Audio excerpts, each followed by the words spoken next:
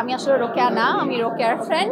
মেয়েরা তো বেশিরভাগই ছলচাতুরি করে, অন্তরার আসলে বহুরূপী। সব ডিরেক্টর আমাকে আসলে ওই ক্যারেক্টারই দেখতে চায়। ডেফিনেটলি খুবই ভালো লাগছে, কারণ আমি শুধুমাত্র এই ব্যাচেলার পয়েন্টের জন্য 2 বছর কোনো কাজ করি নাই।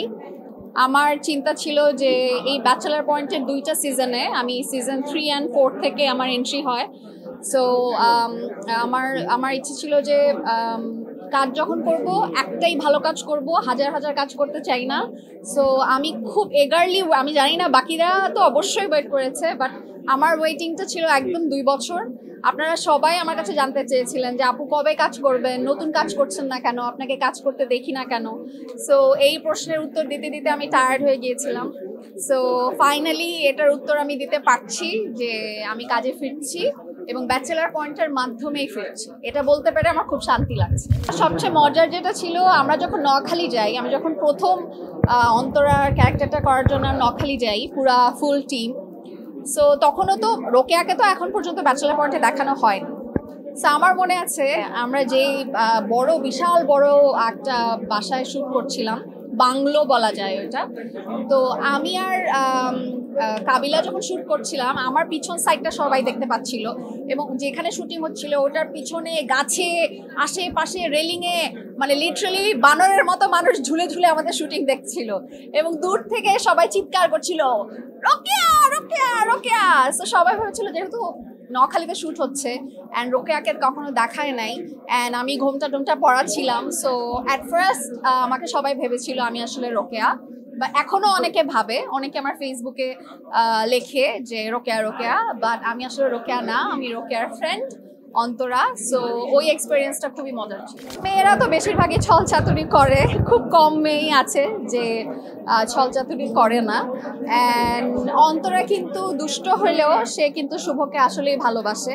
অ্যান্ড আপনারা দেখছেন কিনা আমি জানি না ওই পর্বটা, যে পর্বটাতে ওদের মধ্যে একটু হাতাহাতি হয়, মারামারি হয়।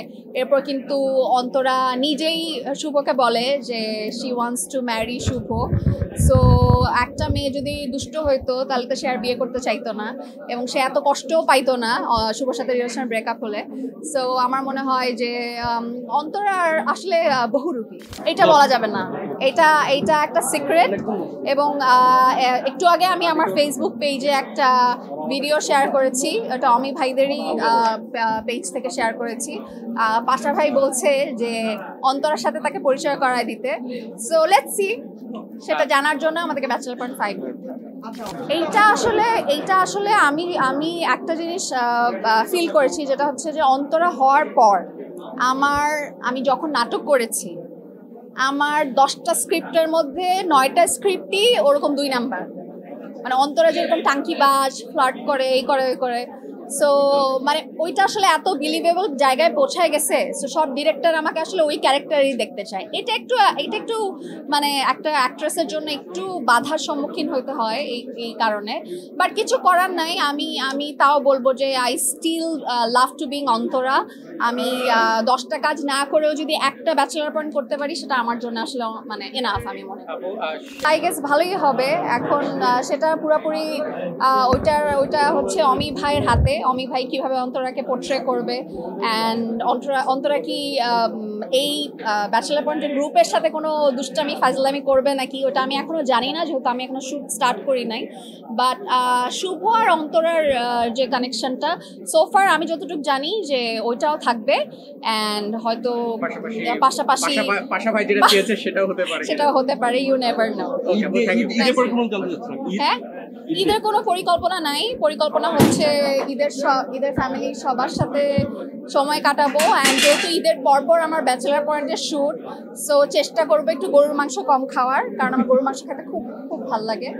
ঈদ মানেই হচ্ছে আমি ওজন আমার বেড়ে যায়। সো যেহেতু ঈদের পরপরই আমি যতটুকু জানি যে সেকেন্ড লটের শ্যুট শুরু হবে, সো একটু কম খাওয়ার চেষ্টা করবো। আর শপিং কোরবানি ঈদে আসলে আমার ওরকম শপিং করা হয় না, রোজার ঈদের পুরান কাপড় দিয়ে আমি কোরবানি ঈদে চালাই ফিরি।